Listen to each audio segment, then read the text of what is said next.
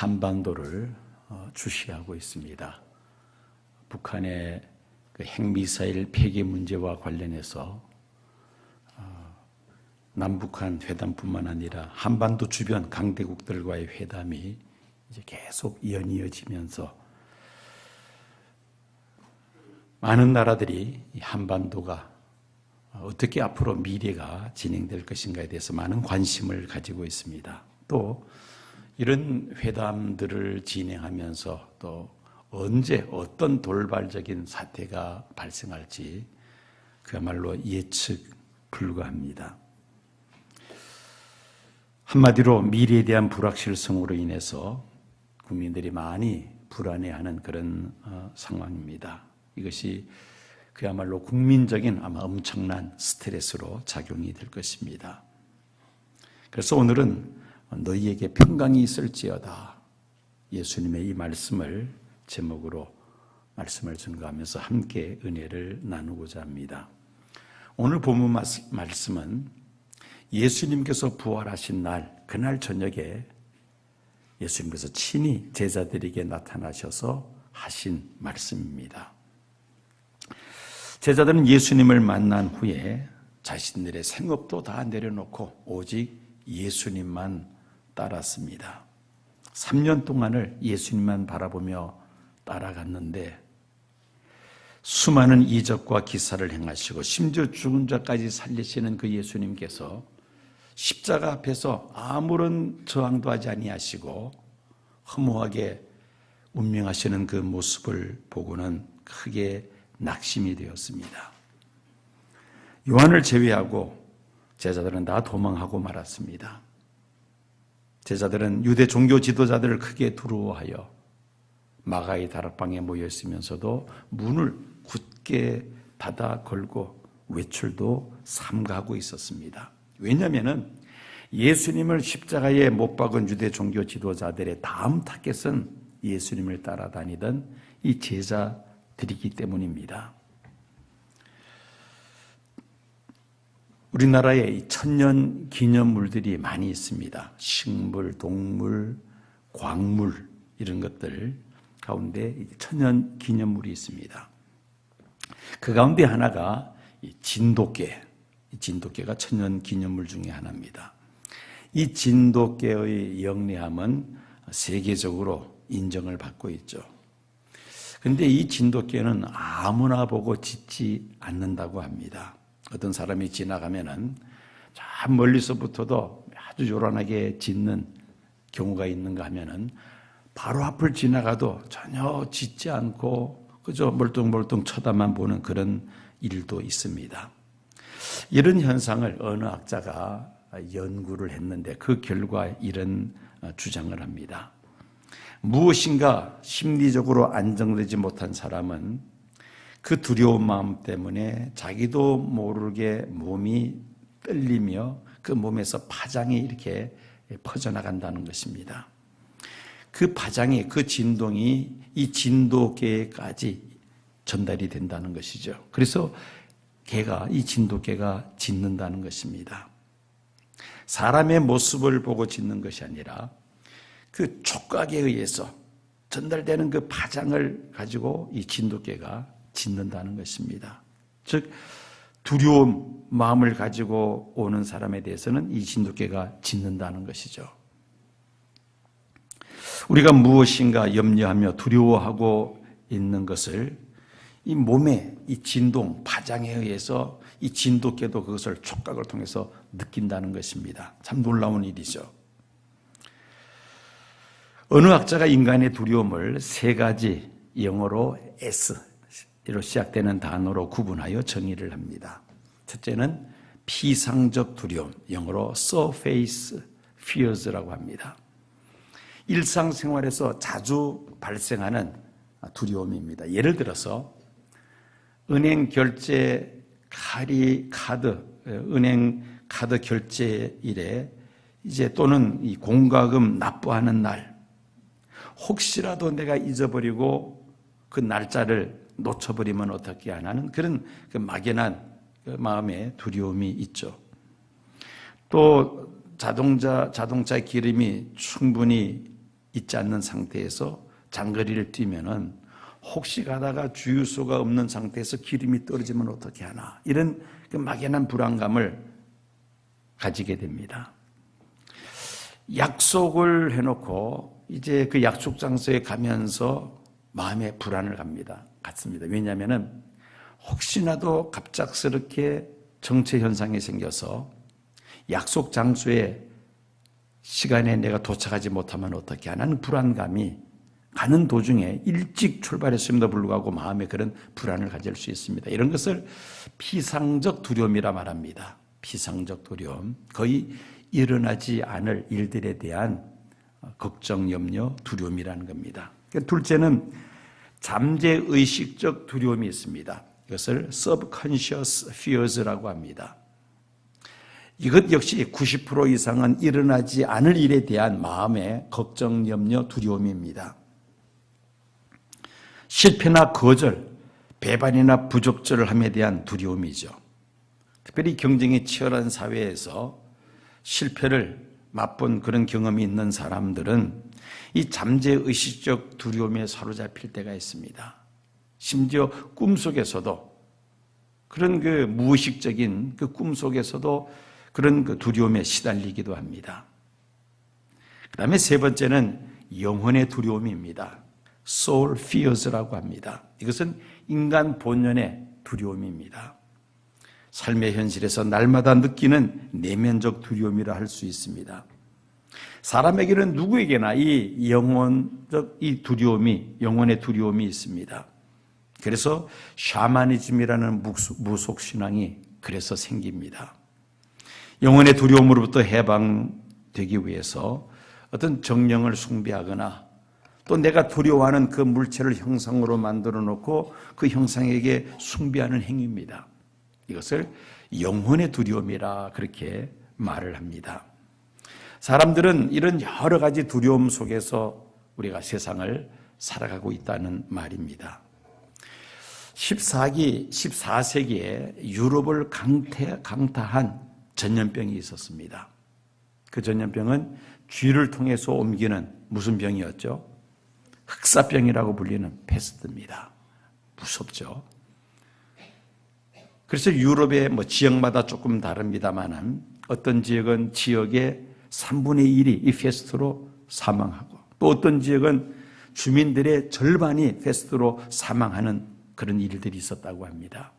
그러니 이 패스트가 한번 지역에 시작이 되면 온 주민들이 두려움에 사로잡힌다는 겁니다.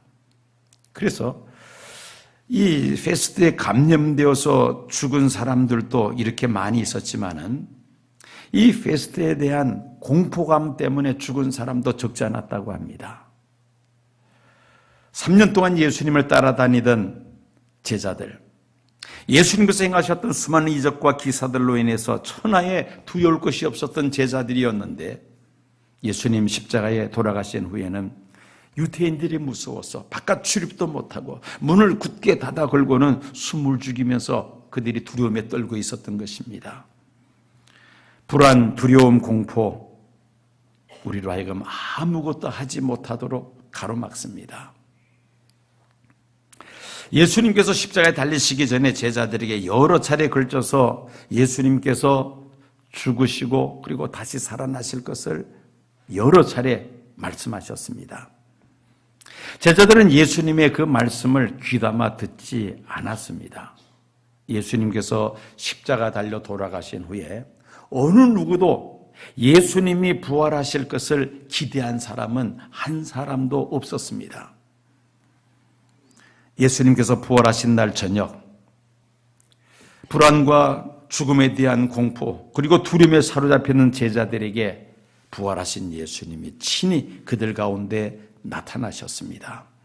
그리고는 너희에게 평강이 있을지어다. 3번이나 반복해서 제자들에게 예수님은 말씀하셨습니다. 토마스 왓슨은 세상은 평화 속에서도 재난을 만들어내지만은 하나님은 재난 속에서도 능히 평화를 만들어내실 수 있다는 말을 합니다. 제자들이 두려움에 떨고 있을 때 예수님은 저들에게 평강을 주시려고 닫힌 문 안으로 들어오셔서 평강을 선포하셨습니다. 예수님을 떠난 제자들에게는 두려움이 엄습했습니다. 그러나 부활하신 예수님을 만난 이후 제자들은 완전히 달라집니다. 평강을 되찾게 됩니다. 환경은 아무런 변화가 없었습니다. 그러나 그들의 제자들의 내면 세계에 변화가 일어났던 것입니다. 어느 미술 경시 대회에 많은 작품들이 출품되었습니다. 그 경시 대회 주제는 평화였습니다. 많은 화가들이 평화에 대한 그림을 그려서 그 주최 측에 출품을 했습니다. 치열한 경쟁을 뚫고 심사위원들로부터 최종적으로 2 작품이 선정이 되었습니다. 한 작품은 아주 평온한 날, 그 봄날 어느 호숫가의 풍경입니다. 푸른 잔디밭에 남녀가 앉아서 서로 이야기를 정답게 나누고 있습니다. 하늘에는 종달새가 날고 그리고 호수에는 백조가 지나가면서 잔잔한 물살을 일으키고 있는 모습입니다. 그리고 산에는 수목이 무성합니다. 이 작품 속에서 어느 하나 평화롭지 않는 것이 없었습니다. 또 다른 그림은 정반대의 풍경이었습니다. 깎아 세운 듯한 그 절벽에 바다 갈매기가 폭풍 가운데 깃털을 날리며 앉아 있습니다. 하늘엔 시큼한 먹구름이 잔뜩 몰려와 장대비를 뿌리고 있습니다. 금방이라도 바위가 무너질 것 같은 세찬 바람이 그 바위에 불고 있습니다. 그런데 그 갈매기는 방금 알에서 깨어난 새끼를 품속에 품고 있습니다. 그 어미 갈매기 품속에 있는 새끼 갈매기는 세찬 폭풍우 가운데서도 너무나도 평온하게 고이 잠들어 있는 모습입니다. 최종 심사에서 최우수작으로 선정된 작품은 바로 2번째 작품이었습니다. 참평화는 폭풍우 가운데서도 편안하게 쉴 수 있는 바로 그 평안이 참평안이라는 것입니다. 바로 내면적 평화라는 것이죠. 참평화는 환경의 지배를 받지 아니하며 내면에 하나님의 지배를 받는 것이 바로 참평화인 것입니다. 예수님께서 두려움에 사로잡혀 있는 제자들에게 찾아오셔서 그들에게 왜 너희에게 평강이 있을지어다라고 선언하셨습니까? 우리는 그 이유를 21절에서 찾아볼 수가 있습니다. 예수께서 또 이르시되 너희에게 평강이 있을지어다. 아버지께서 나를 보내신 것 같이 나도 너희를 보내노라. 아버지께서 나를 보내신 것 같이 나도 너희를 보내노라. 제자들이 세상에 나와서 복음을 전하기 위해서는 먼저 제자들 마음속에 두려움이 없으며 그 마음에 평강이 있어야 한다는 예수님 말씀입니다. 불안해하고 두려움에 사로잡혀 있는 사람들이 어떻게 세상 속에 나가서 평화의 복음을 전할 수가 있겠습니까? 제자들이 하나님께서 주시는 그 평강으로 두려움을 떨쳐버릴 때에 담대하게 예수 그리스도의 복음을 전할 수 있다는 말씀입니다. 하나님께서 온 인류의 죄를 사하시기 위하여 구원하시기 위하여 예수님을 세상에 보내신 것처럼 예수님도 인류를 구원하시기 위하여 제자들을 세상에 보내야 하는데 제자들이 세상에 나가서 인류를 구원하기 위해서 예수 그리스도의 복음을 전하기 위해서는 평강이 있어야 한다는 말씀입니다. 이슬람 원리주의자들은 한 손엔 코란 그리고 한 손엔 칼이라는 구호를 내세우면서 이슬람을 확산시켜 왔습니다. 코란을 받지 아니하면은 칼로 치겠다는 것입니다. 이슬람으로 개종하지 않으면 죽이겠다는 것이죠. 이들이 지금 이슬람 국가를 만들어서 전쟁과 자살 테러를 통해 무자비한 살육전을 세계 곳곳에서 지금도 벌이고 있습니다. 세계를 불안에 떨게 하고 있습니다. 이런 종교는 오래가지 못해서 지상에 반드시 사라질 것입니다. 우리가 세상 사람들에게 전하고자 하는 예수의 복음은 평강의 복음입니다. 평화의 복음, 화평의 복음이라는 말씀입니다. 기독교는 세계에 평화를 전하는 종교이지 싸움과 폭력과 분쟁과 투쟁을 부추기는 종교가 결코 아닙니다. 아시시의 성 프란시스코의 주여 나를 평화의 도구로 써주소서. 이 평화의 기도는 오늘 이 시대에 더욱더 절박한 그런 기도이기도 하죠. 물론 우리가 싸워야 할 싸움이 있습니다. 영적 싸움이죠. 눈에 보이지 않는 이 영적 싸움에서는 우리가 뒤로 물러선다거나 타협해서는 안 됩니다. 반드시 이 영적 싸움에는 우리가 싸워서 이겨야만 합니다. 그렇지만 우리가 싸워야 할 싸움이 육체의 싸움이 아니라는 것을 염두에 둬야 합니다. 마귀와의 싸움, 악한 영적 세력과의 싸움인 것이죠. 예수님이 주시는 평강을 얻기 위해서는 어떻게 해야만 합니까? 세 가지를 오늘 말씀 속에서 우리가 해답을 찾을 수가 있습니다. 예수님이 주시는 그 평강을 얻기 위해서는 첫째, 우리는 예수님을 만나야 합니다. 그리고 예수님을 내 삶의 주인으로 모셔드려야만 합니다. 사람들은 하나님을 떠나면 자유롭게 마음대로 살 수 있을 것처럼 착각을 하지만은 사실은 정반대이죠. 불안과 두려움에서 결코 자유할 수 없습니다. 물고기가 물을 떠나서는 생존할 수 없듯이, 자유롭게 살 수 없듯이, 사람들은 조물주이신 하나님을 떠나서는 진정한 자유와 평강을 누릴 수 없습니다. 내가 하나님을 떠나고 내가 신앙생활 중단하고 교회를 떠나면은 이제는 내가 원하는 대로 내 마음대로 자유롭게 살 수 있을 것이다 생각합니다만은 착각입니다. 오히려 그 마음속에는 불안과 두려움과 온갖 근심, 걱정, 염려에서 헤어나지를 못할 것입니다. 하나님 품 안에 있을 때 진정한 자유와 평강을 누릴 줄로 믿습니다. 하나님을 두려워하는 사람은 세상을 두려워하지 않습니다. 반대로 하나님을 두려워하지 않는 사람은 세상을 두려워합니다. 그리고 마귀를 두려워하죠. 예수님의 제자들이 두려움에 사로잡혀 있었던 이유가 있었습니다. 그들은 예수님께서 십자가에 달리실 때에 예수님을 떠났기 때문입니다. 예수님이 제자들을 떠난 것이 아니라 제자들이 예수님을 떠났습니다. 예수님께서 십자가에 달리실 때 제자들은 예수님을 떠나 도망하였기에 제자들은 두려움 속에서 벗어나지를 못하고 있었던 것입니다. 그러나 부활하신 예수님께서 직접 제자들에게 찾아오셔서 제자들을 만나주시니, 즉 제자들이 부활하신 예수님을 만나고 나니 그제서야 그들에게 두려움은 사라지고 하나님이 주시는 진정한 평강을 얻게 된 줄로 믿습니다. 예수 그리스도를 만나고 그 예수님을 내 삶 속에 주인으로 모셔드릴 때에 진정 하나님이 주시는 평강을 우리가 누리며 살아갈 수가 있습니다. 두 번째로 23절 말씀에서 보는 것처럼 죄 문제가 해결이 되어야 주님이 주시는 평강을 우리가 누릴 수가 있습니다.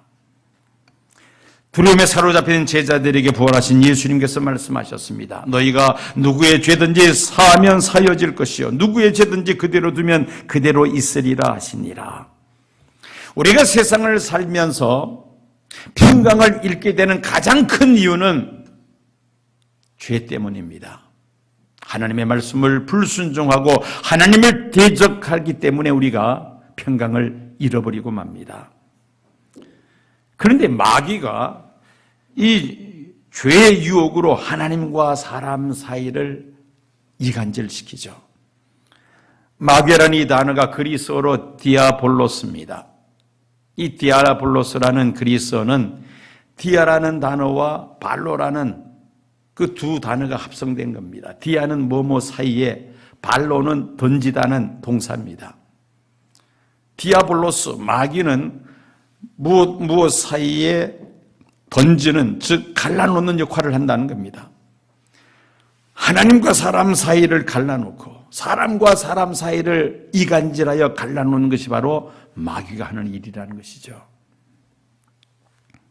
마귀는 사람들로 하여금 죄를 짓게 하여 하나님과 사람 사이를 이간질했습니다. 죄를 지은 사람은 불안해지기 시작합니다. 죄책감에서 떠날 수 없습니다. 더 큰 죄를 범하게 되죠. 이 죄 문제가 근본적으로 해결이 돼야 내 마음에 주님이 주시는 평강을 누릴 수가 있습니다. 한 여인이 예수님께 찾아왔습니다. 이 여인은 그 동네 모든 사람들에게 알려진 죄인이었습니다. 이 여인은 예수님께 찾아와서 눈물로 예수님의 발을 적시고 그 머리카락으로 예수님 발을 닦았습니다. 그리고는 그 발에 입을 맞춘 후에 향유를 예수님 머리 위에 붓습니다. 예수님께서 그 여인에게 평안히 가라고 말씀하십니다. 이 여인의 사랑이나 대접 때문에 예수님께서 평안히 가라고 말씀하신 것이 아니었습니다. 이 여인이 예수님께 자신의 죄를 진정으로 뉘우치고 회개했기 때문이었습니다. 그래서 예수님이 이 여인에게 평안히 가라고 말씀하시면서 무슨 말씀을 먼저 하십니까? 내 죄 사함을 받았으니 평안히 가라. 내 죄 사함을 받았으니 평안히 가라. 우리 죄의 문제가 해결이 되어야 내 마음속에 주님이 주시는 평강을 소유할 수 있다는 말씀입니다. 어떻게 우리 죄 문제를 해결하며 평강을 얻을 수가 있습니까? 회개입니다. 하나님 앞에 우리의 죄를 철저하게 회개하고 죄 사함을 구할 때에 하나님은 예수님의 십자가 보혈의 피로 우리의 모든 더러운 죄를 깨끗하게 씻어주시고 주님이 주시는 신령한 평강으로 우리 마음속에 가득히 채워주실 줄로 믿습니다. 죄 문제가 해결이 되어야 합니다. 그리고 마지막 세 번째로 주님이 주시는 평강을 얻기 위해서는 성령의 충만하심을 받아야 합니다. 22절 하반절에 그 같은 말씀이 있죠. 두려움에 사로잡히는 제자들에게 부활하신 예수님께서 숨을 내쉬면서 말씀하십니다. 성령의 충만하심을 받으라. 성령을 받으라. 성령은 우리와 함께 하시는 하나님이십니다. 성령님이 나와 함께 하심을 확신한다면 어떤 상황 속에서도 우리는 두려워하지 않을 줄로 믿습니다. 부활하신 예수님께서 승천하시기 전에 제자들에게 말씀하십니다. 요한은 물로 세례를 베풀었으나 너희는 몇 날이 못되어 성령으로 세례를 받으리라. 오직 성령이 너희에게 임하시면 너희가 권능을 받고 예루살렘과 온 유대와 사마리아와 땅끝까지 이르러 내 증인이 되리라. 예수님의 이 말씀을 의지하여 제자들은 예루살렘을 떠나지 아니하고 마가의 다락방에서 열심히 기도하다가 오순절날 마침내 그들은 성령의 충만하심을 받았습니다. 두려움을 떨쳐버리고 그들은 예루살렘 거리로 뛰쳐나가서 담대하게 복음을 전하기를 시작했습니다. 오순절을 맞이하여 예루살렘을 찾아온 수많은 사람들에게 예수 그리스도의 부활을 선포합니다. 그날에 제자들이 전하는 복음을 듣고 회개하고 세례를 받은 사람들이 3,000명이나 더하였다고 사도행전에 기록이 되어 있죠. 신약시대 최초의 교회, 초대 예루살렘 교회가 탄생이 되었던 것입니다. 성령 충만하심을 받은 제자들은 예루살렘에서만 복음을 전한 것이 아니라 온 유대와 사마리아와 땅끝을 향하여 그들은 나가서 복음을 전하기를 시작합니다. 성령의 충만을 받았고 또 하나님이 주시는 평강을 소유했기 때문에 그들은 예수님의 말씀처럼 아버지께서 나를 세상에 보내신 것 같이 나도 너희를 세상으로 보내려 하노라.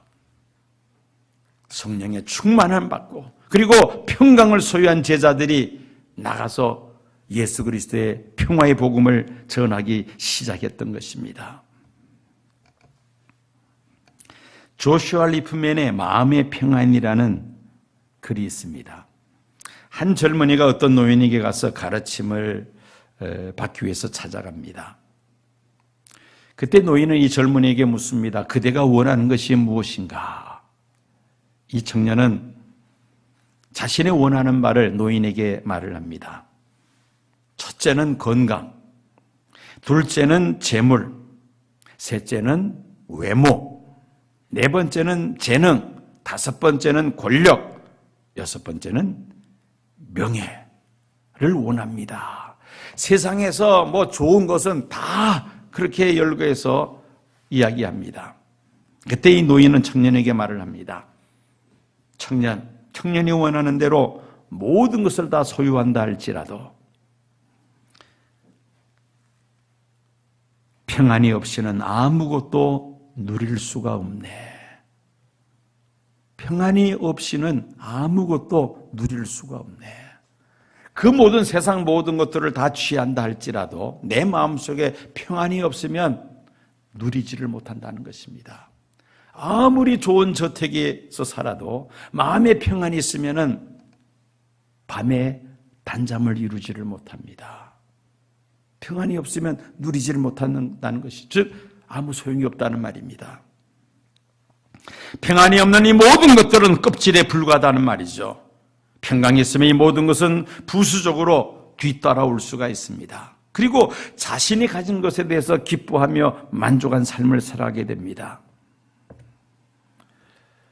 미국 어느 잡지에 소개된 이야기입니다. 안전보장 이사회의 투표함은 쇠로 만든 것입니다. 이 함이 너무 오래되어서 이 함을 교체하기로 그렇게 결정을 했습니다. 이제 새로 투표함을 만들고 이전에 썼던 쇠로 만든 그 투표함을 해체를 합니다. 내부를 열어보니까 그 함 안쪽에 다음과 같은 글씨가 새겨져 있는 것을 발견합니다.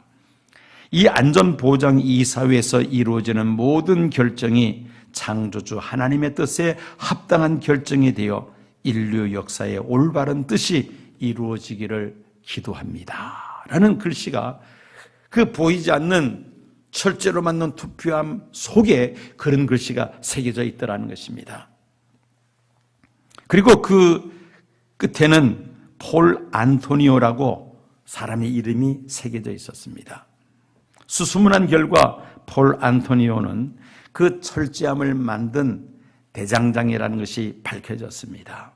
독실한 크리스찬이었던 폴이 자신의 기도 제목을 그 안전보장 이사회 투표함 속에 눈에 보이지 아니하는 그 속에 그 글씨를 자기의 기도를 새겨 놓았다는 것입니다. 이 기사를 실은 잡지사 기사는 이렇게 적습니다. 이 얼마나 축복이고 다행한 일인가. 인류 역사의 가장 중요한 국제적인 분쟁을 해결하는 안전보장이사회 투표함에 자기의 기도문을 적었던 폴 안토니오의 기도. 아마도 이 기도는 지구상의 평화를 가져오는 하나님의 놀라운 뜻에 일조했음에 틀림이 없다. 하나님은 유엔을 통해서 역사하셨다. 그런 글을 기자가 썼습니다. 예수님을 만나고 예수님 주시는 평강을 경험한 제자들은 그들은 크게 기뻐합니다. 무서운 핍박과 환난과 고난 속에서도 그들은 두려워하지 아니하고 더 이상 그들은 숨어 지내지 아니하고 나가서 담대하게 복음을 전파하기 시작합니다. 하루가 다르게 한반도를 중심으로 이 세계의 정세가 지금 급변한 상황이죠. 내일 무슨 일이 일어날지 전혀 예측할 수 없는 불확실한 미래에 대하여 우리가 두려워하거나 불안해할 것이 아니라 예수님을 내 삶의 주인으로 모시고 내 마음속에 악한 죄가 있다면 하나님 앞에 철저하게 회개하며 성령의 기름 부으심을, 성령의 충만하심을 받을 때에 하나님이 주시는 참 평안을 우리가 소유하게 될 줄로 믿습니다.